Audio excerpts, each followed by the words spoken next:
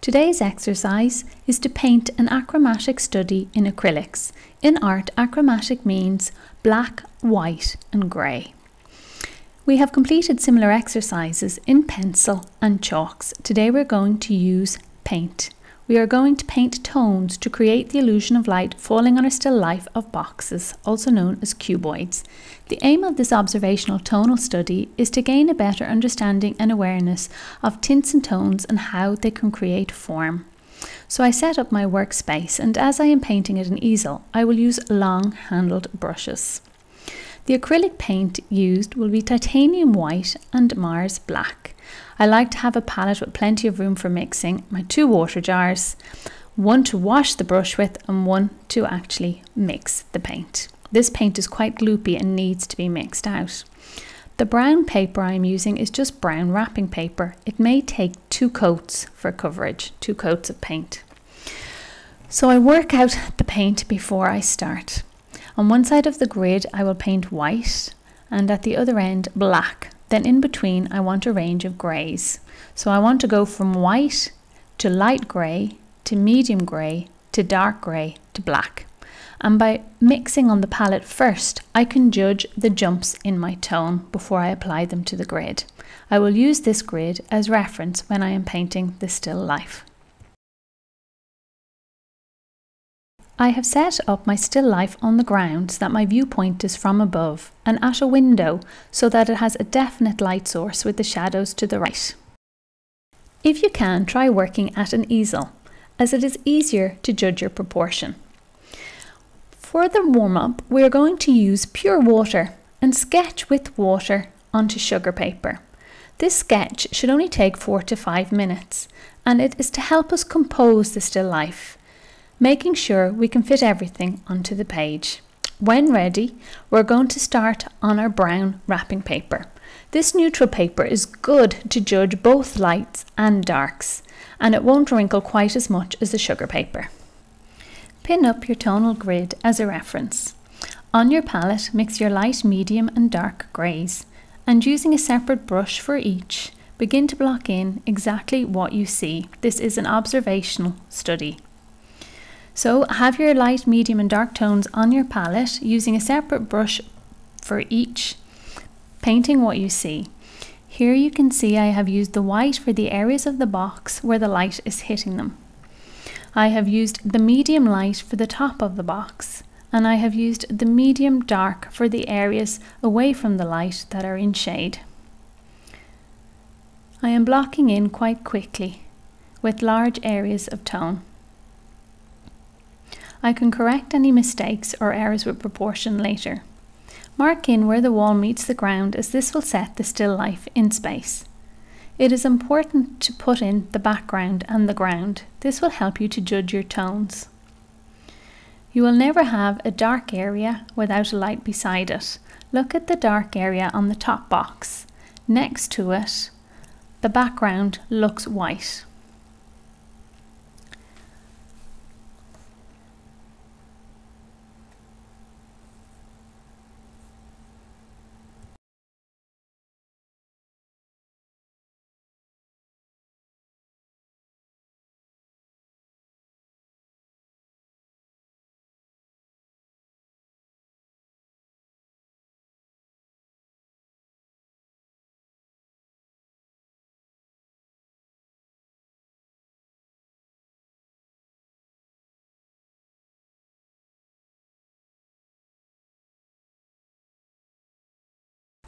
After blocking in with large brushes, you can change to the smaller brushes to include more detail and sharpen the edges. Up to now I have been working really quickly with large brushes blocking in.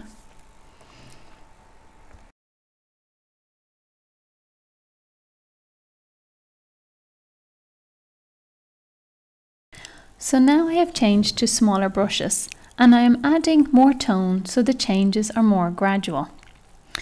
Underneath the box, I am putting in cast shadows. These are usually the darkest shadows. And next to the dark, there will be light. This will be the white light reflected from the box underneath. Note, anywhere where there is an area of light, next to it there will be an area of dark. This is our contrast. So look here again at the reflected light and the contrast of the light next to the dark. As this is the brown wrapping paper, it might take an extra coat, particularly for the white, to lighten the areas. Here I am just adding more shadows and neatening the edges on the boxes. I'll often put down a white or a dark and then blend it out by using some midtones. It is possible to add some detail with smaller brushes, such as the folds on the paper where I wrapped it around the box. Again, just do exactly what you see. Here I have darkened in the fold and lightened to the front. Usually when you darken, it helps something to recede. When you lighten, it helps it to come forward.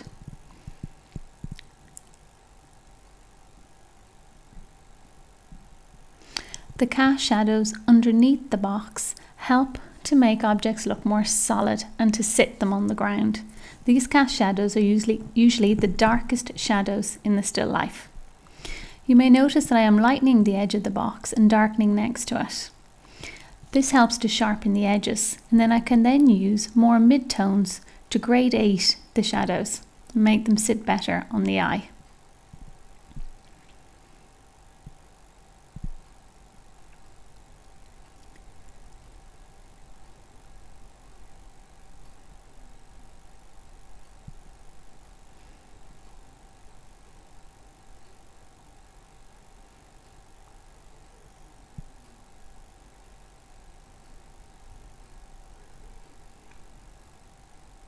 So again, using the light and dark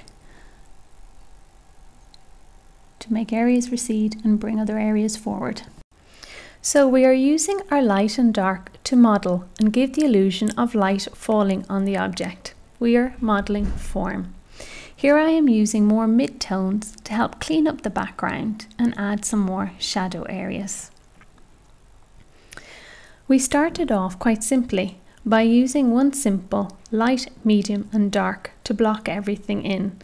But now by adding more midtones, we can help the eye read the still life that bit easier.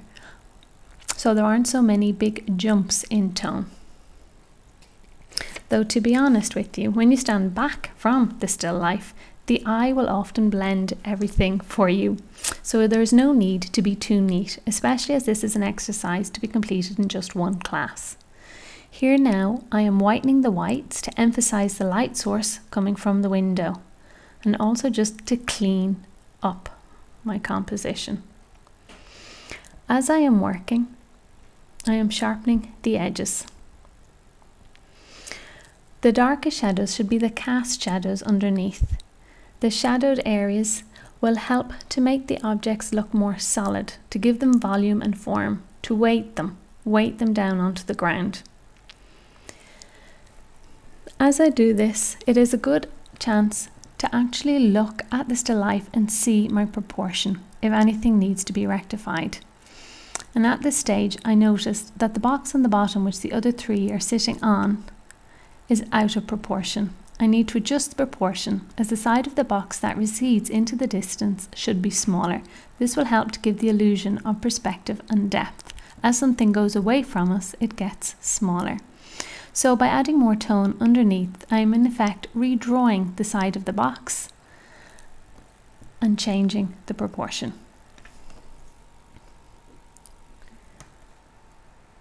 So I am using smaller brushes to add details. I want to sharpen the lines at the edges of the box, so I am using light and dark to the section of the box to the left.